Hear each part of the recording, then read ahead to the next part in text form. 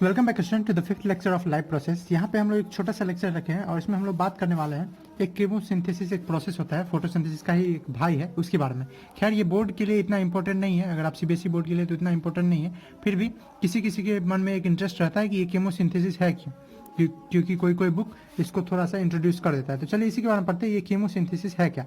हम लोग अभी पढ़े हैं डिटेल में फोटोसिंथेसिस क्या होता है। तो फोटोसिंथेसिस जैसे नाम से लग रहा था कि फोटो मतलब होता है लाइट, ठीक है, और सिंथेसिस का मतलब होता था बिल्डअप, मतलब कोई चीज बनाना। तो बिल्डअप बाय लाइट जो था वही कहलाता था ना क्या, फोटोसिंथेसिस। ठीक है, photosynthesis simply means build up by light. तो सेम चीज, ऐसा नहीं है कि इसमें कुछ अलग हो जाएगा, वैसा ही है बिल्डअप बाय लाइट। क्या चीज, खाना। उसी तरह से कीमोसिंथेसिस जो है, कीमोसिंथेसिस भी सेम है।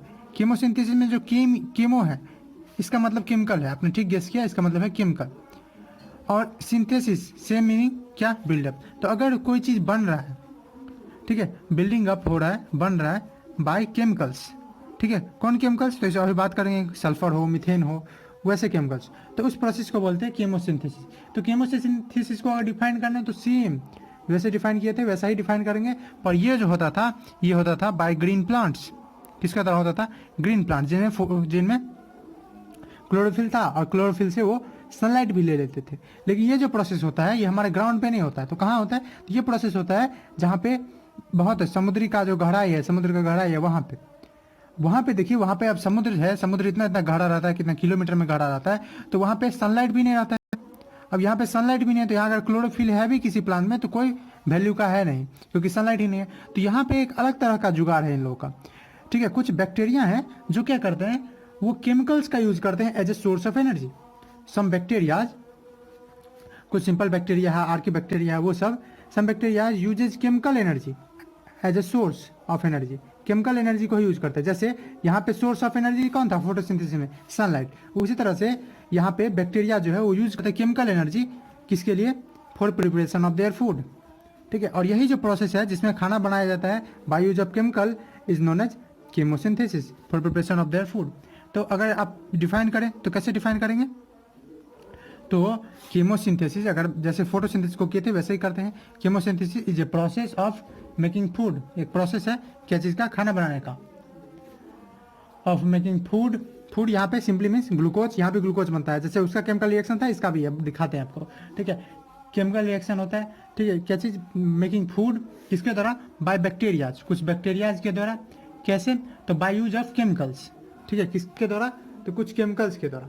अब समुद्री तट में कौन कौन केमिकल मिलता है, वही जो सड़ने गलने पे मिलेगा, क्योंकि अंदर में तो सड़ता गलता ही है। आप लोग पेट्रोल फॉर्मेशन का देखेंगे, क्रूड ऑयल जो फॉर्म है वही वहीं से बनता है। तो कौन कौन केमिकल्स है, तो इसमें केमिकल्स बहुत सारे आ सकते हैं, सल्फर आ सकता है, ठीक है, सल्फर के साथ हाइड्रोजन सल्फाइड H2S हो सकता है, हाइड्रोजन सल्फाइड या डाइहाइड्रोजन सल्फाइड बोल सकते हैं इसको, H2S हो सकता है, और कौन हो सकता है, मीथेन हो सकता है, CH4 जिसको बोलते हैं, तो मीथेन हो सकता है, हाइड्रोजन सल्फाइड हो सकता है। यही सब केमिकल्स जो है वो यूज करके और इसके एनर्जी से क्या करता है, वो खाना बनाता है।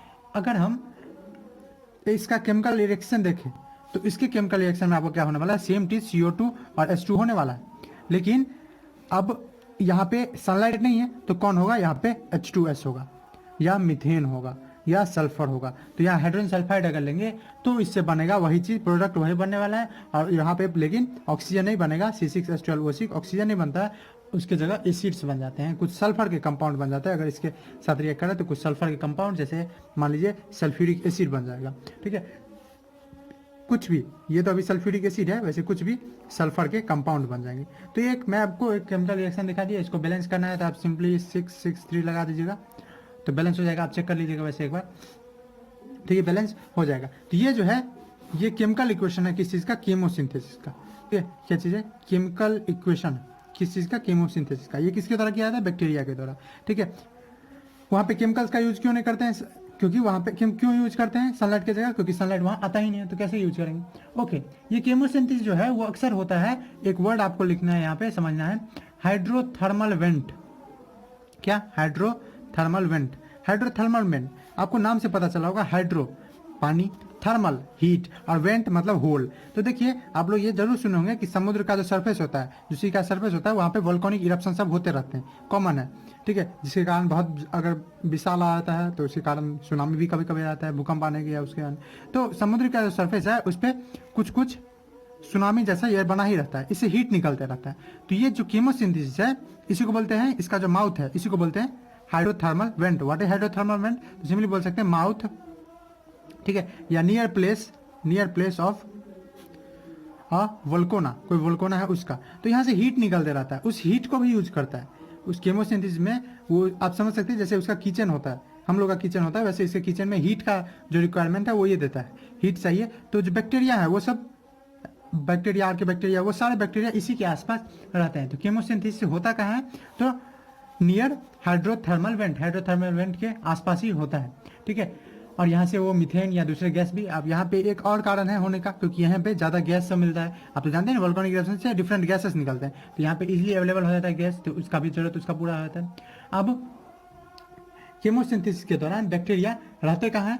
तो इस पे, ये जो सरफेस है इसको क्या बोलते हैं? सी फ्लोर पे रहते हैं। और उसी से केमिकल, इसके केमिकल बॉन्ड से, यहाँ जो केमिकल ये है इसमें बॉन्ड बना है ना, फोर्स जो है H2S जो मॉलिक्यूल है उससे अपना फूड प्रिपेयर करते हैं, ठीक है, इसके एनर्जी से।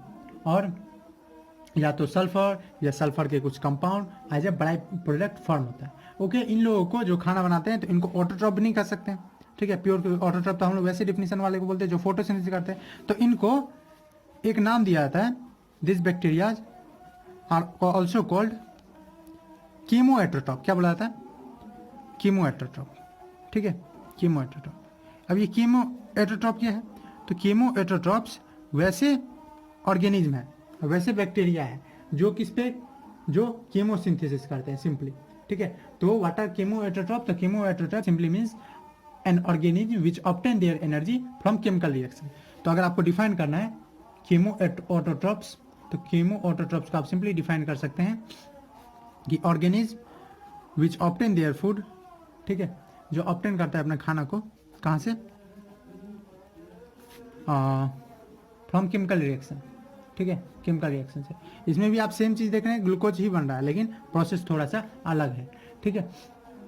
और ये बहुत सारे बात करने के लिए है, कब पहले हुआ, तो 1890 के आसपास हुआ था, कैसे हुआ, किसने देखा, लेकिन वो सब बात करने से हमारा फायदा नहीं है, 10th में हम लोग को ज़्यादा पढ़ना नहीं है। अब कहाँ कीमोसिंथेसिस कहाँ होता है, तो मैंने बता ही दिया, हाइड्रोथर्मल वेंट के आसपास होता है। कीमोसिंथेसिस का एग्जांपल है, मैंने आपको बता ही दिया। फोटोसिंथेसिस का भाई है, सिंपली समझ लीजिए, और ये बहुत ज़्यादा है, पर उसको जान के हमको कुछ करना नहीं है, ठीक है। आपको 10th के लिए इतना काफ़ी है। ऐसे देखते रहे, थैंक्स फॉर वॉचिंग।